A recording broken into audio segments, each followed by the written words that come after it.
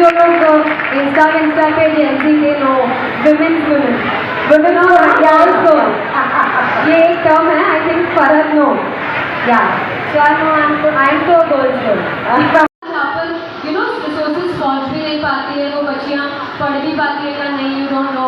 तो वैसी जगह पर जाके सभा जो है बच्चियों को स्वागत है तुमका, स्वागत है आपका। Very warm welcome. I request you to please join the dice.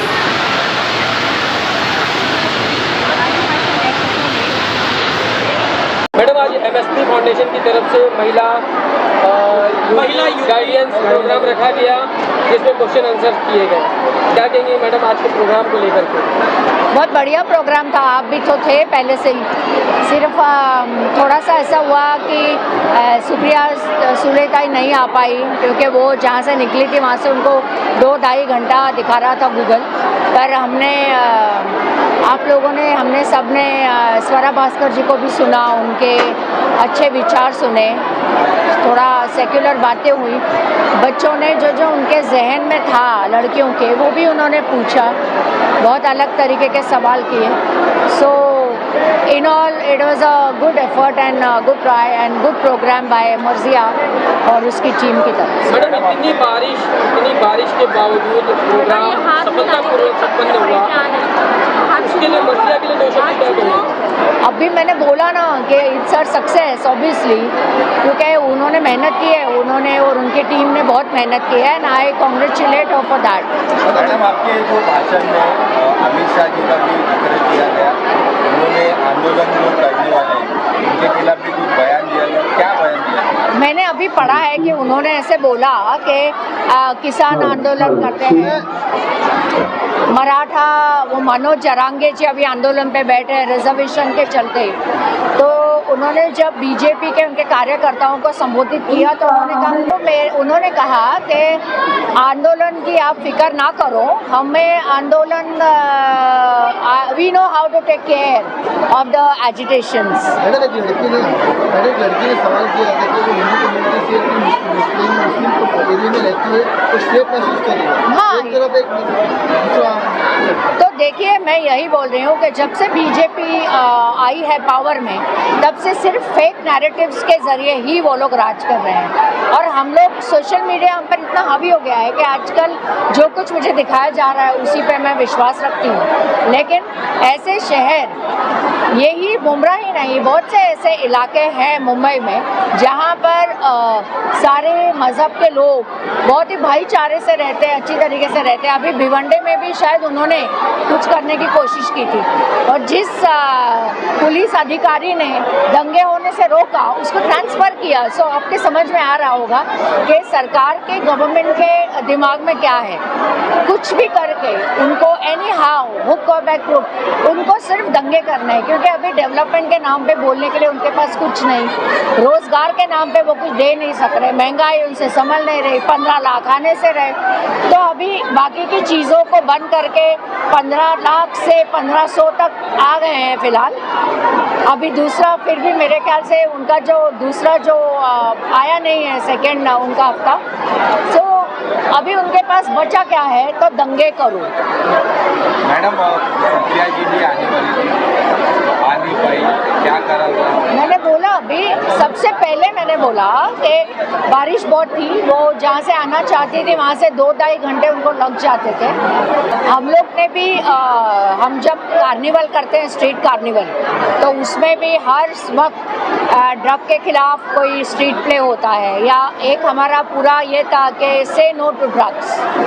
लेकिन जैसे मैंने कहा कि ड्रग एक सोशल प्रॉब्लम है और वो एकदम दीमक की तरह हमारे सोसाइटी को धीरे धीरे ख़त्म करती जा रही है। सिर्फ मुमरा में नहीं, यहाँ का बच्चा ड्रग लेता है तो सस्ता लेता है, थोड़ा सस्ती ड्रग, और साउथ बॉम्बे का बच्चा जो है वो अपने औकात के हिसाब से थोड़ा महंगा नशा करता है। बट नशा in general is not a healthy sign for any society to grow. एक पूरी नस्ल बर्बाद हो रही है। और ये जो पुलिस और वेंडर्स का जो नेक्सस होता है उसके कारण हमने तो बेचने वाले को पकड़ लिया, एक बार पकड़ लिया फिर वो छूट जाता। बट बेसिक जहाँ से वो आता है वहाँ तक हम नहीं पहुँच पाए। हमने बहुत कोशिश की, क्योंकि जब पुलिस आपसे मिली हो तो फिर आप गुंडों तक पहुंच नहीं सकते ना, इट्स लाइक पॉलिटिकल बोलिए। स्वरा भास्कर जी एक साथ यही मंच पर आई है। कुछ दिन पहले सपा के जो अध्यक्ष है कलवा मुंद्रा के, उन्होंने उनके इंटरव्यू में ऐसा कहा था कि स्वरा भास्कर जी कलवा मुंद्रा से विधानसभा लड़े, ऐसा उन्होंने कहा था। देखिए उनके पति Fahad Ahmad, this is a open country, anyone can contest elections. हम कुछ नहीं बोल सकते हैं। मैं अगर स्वरा जी यहाँ से कॉन्टेस्ट करना चाहती है तो I wish her all the best. और शायद फहद भाई ये भूल गए होंगे कि समाजवादी पार्टी महाविकास आघाड़ी का हिस्सा है और आघाड़ी में से या किसी भी अलायंस में से एक सीट पर एक ही पार्टी को टिकट मिलता है। Thank you. कलाकारी और एक्टिंग के लिए जानते होंगे, but let me tell you, अभी मैंने आपसे एनआरसी सीएए की बात की, ठीक है। एनआरसी सीएए के टाइम पे उन्होंने अपने करियर, अपनी बिल्कुल नहीं सोचा कि मेरे करियर का क्या होगा, मेरे स्टार्टअप का क्या होगा। उन्होंने शाहीन बाग की महिलाओं को चुना। शाहीन बाग में जो आंदोलन करती महिलाएं बैठी थी ना एनआरसी सीएए के टाइम पे, खौफ का माहौल तो तब से शुरू हो गया था। वो तो बीच में कोविड आ गया, नहीं तो उस टाइम में पता नहीं क्या ही हो जाता। खौफ का माहौल तब से शुरू हो गया था, वो टाइम टू टाइम कंटिन्यू हो रहा है। एक दो तीन महीने के गैप में वो लोग कुछ ना कुछ आपको एक चुटकुला ले रहे हैं डराने के लिए। तो तब से जो स्वरा भास्कर जी है, she was very active, Mumbra में भी आ चुकी हैं और हर जगह पे देश में अलग अलग जगह पर जाकर के स्वरा भास्कर और उनकी टीम एनआरसी सीएए के लिए बहुत फाइट की। तो आप लोग इनको जोर से तालियां बजाइए। You know why? Because she is not a Muslim. ये जब कोई जो गैर मुसलमान नहीं होता है, बट वो जब माइनॉरिटीज के लिए खड़ा होता है ना, तो ये बहुत बड़ी बात होती है। हमने ये चीज अवार्ड अंकल में देखी, इसलिए मुमरा पता वाले अवार्ड अंकल के साथ खड़े थे, है और रहेंगे। And trust me, she is one of them जो सेक्युलरिस्ट माइंडसेट को रखती है और उसी को फॉलो करते हुए पिछले 4-5 सालों से माशाल्लाह she is very much into social work, social field, awareness, women empowerment and what not. Sorry Saba, आप क्या कह रहे उसको माइक दे दीजिए। सामने था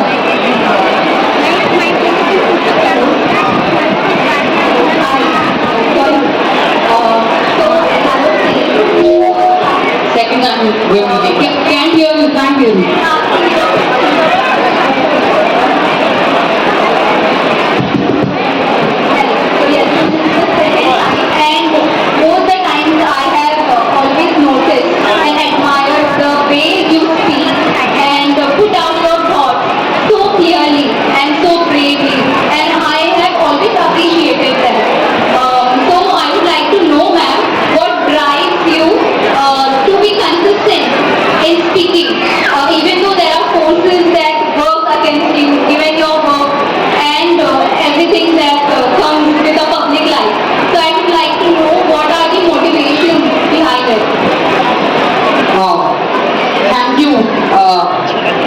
thank you for that question. तो आपके सवाल का मैं 2 पार्ट में जवाब दूंगी। तो इन्होंने मुझसे पूछा है कि आप हमेशा जैसे बात करते हो तो आप कैसे ऐसे कॉन्फिडेंस के साथ बात कर पाते हो, कंसिस्टेंटली मतलब एक ही बात पे टिके रहते हो। 2 चीजें, एक मैं अपने इस कॉन्फिडेंस का श्रेय और वो क्रेडिट अपने माँ बाप को देना चाहूँगी, क्योंकि मुझे याद है कि जब हम छोटे थे तो हमारे माँ बाप, मेरा एक भाई है, मेरा भाई और मैं, हमारे मम्मी पापा हमें ना कभी सवाल पूछने पे डांटते नहीं थे। वो शायद मेरे मम्मी पापा ने मुझे कभी ये नहीं कहा कि ये कैसा सवाल है, कितना बेहुदा सवाल है, चुप करो, चुप हो जाओ। अगर हम उन्हें कुछ पूछते थे तो वो जरूर कोशिश करते थे कि वो उसका जो भी जैसा भी जवाब दे। और उन्होंने हमें ये एक सीख हमेशा दी कि कभी भी सवाल पूछने से डरो मत, कोई गलत चीज नहीं है सवाल पूछना। आज वो सीख हमारे समाज में और हमारे देश में कितनी जरूरी है कि एक लोकतंत्र सिर्फ तब तक लोकतंत्र रह सकता है जब तक नागरिक सवाल पूछने से डरे नहीं।